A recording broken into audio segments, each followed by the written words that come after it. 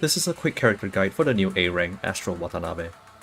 Astral can be obtained from the current basic banner at 100% rate up, as well as the free Header Roamer layer box. You can also farm his shards in his interlude. Now let's begin with these topics. As a unit, Astral is the attacker for the Dark team.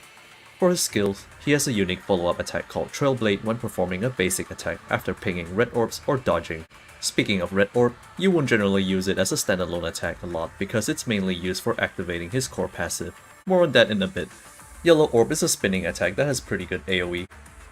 His blue orb is similar to Nightblade Watanabe's yellow orb where it teleports him behind his enemy.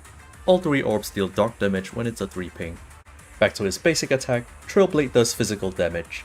Signature move and QTE are standard with no gimmicks.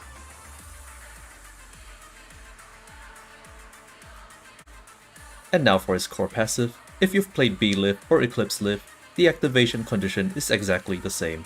3 orbs and 1 red orb, or switch in attack and then immediately perform red orb.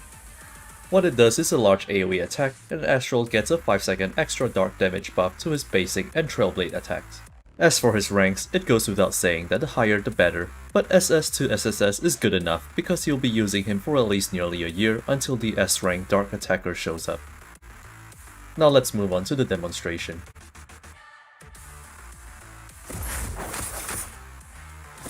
This is Trailblade. Think of it as a follow-up attack after every dodge or red orb. Astral will perform a forward thrust 2-hit combo.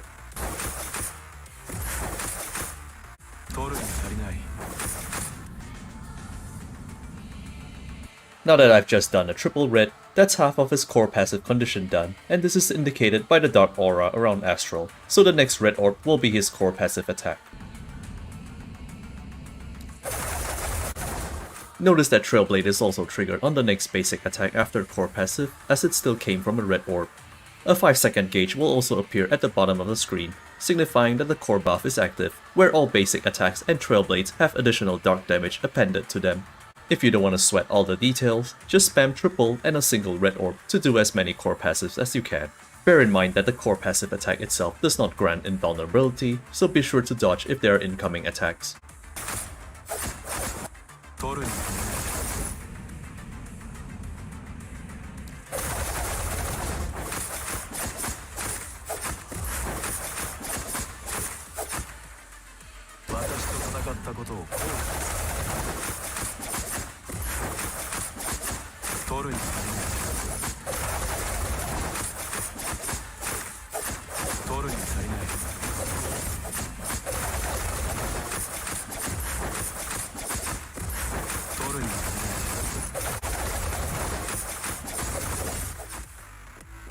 Remember that you only need to do a red orb after switching in as well.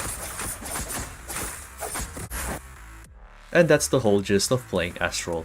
Just plan your orbs around triple or matrix singles followed by a red orb.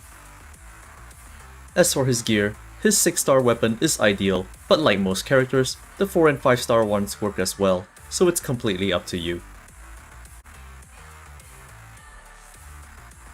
Moving on to his memory set, it's very straightforward. 4-piece Bathlon that you can grab from the event, and either 2-piece Darwin or Cotty. Darwin boosts overall damage, whereas Cotty helps build up his signature move faster. They both work for Warzone, whereas Cotty allows for safer plays with more iframes from signature moves, so it's up to your preference.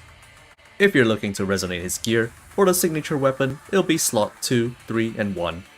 Whereas for memories, 6 attack for the top slot and 6 core, or 4 core and 2 signature for Darwin and Cotty builds respectively. Moving on to team composition, you can place Astral with Tenebrion if you have him, alongside Karenina Blast, and that completes half of the Dark team. If you don't have Kamui, then feel free to slot in any character that you like. Blast can go Da Vinci with 2 Gloria as a QTE support for this. If you don't have Kamui, then let Karenina be the secondary attacker with her Hannah and Darwin set, and give the other character Da Vinci.